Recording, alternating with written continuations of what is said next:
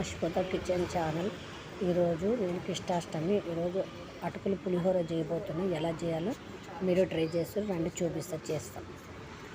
అటుకులు 1 కప్పు, ఎండుమిరపకాయలు, మినపప్పు, పల్లీలు, పచ్చిమిరపకాయలు, కరివేపాకు, కొత్తిమీర. చేసే విధానం: కడాయి పెట్టుకుందాం, స్టవ్ వెలిగించి నూనె పోసుకుందాం. ఒక 2-3 స్పూన్లంతా.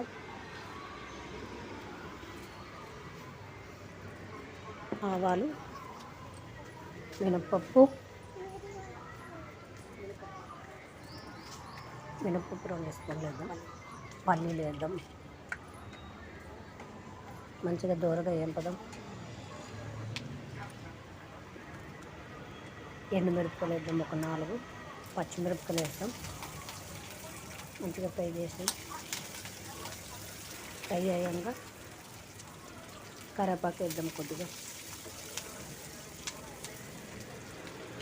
కరివేపాకు అయిపోయాక ఇప్పుడు పచ్చి కొబ్బరి తురుము పెట్టుకుని పచ్చి కొబ్బరి కొద్దిగా వేద్దాం. అది కొంచెం దూరగా వేద్దాం.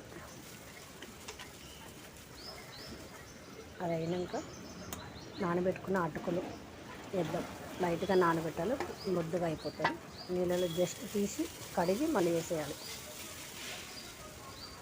కొంచెం సాల్ట్ వేద్దాం, సరిపడా సాల్ట్ వేద్దాం. చిటికెడు పసుపు వేద్దాం. చిటికెడు పసుపు. మంచిగా కలుపుకుంటాం. మంచిగా అంతా పట్టేటట్టు. కొత్తిమీర వేద్దాం ఫ్లేవర్ కోసం.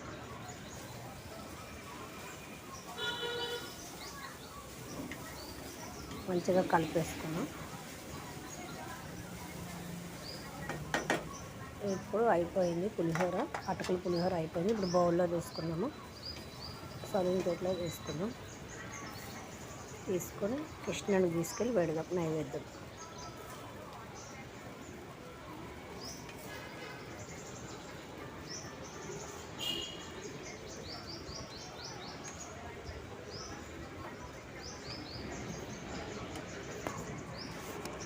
కృష్ణునికి అటుకుల పులిహోర అయిపోయిందని మీరు కూడా ట్రై చేసి ఎలా ఉందో కామెంట్ బాక్స్లో కామెంట్ చేసి సబ్స్క్రైబ్ చేసి లైక్ చేయండి.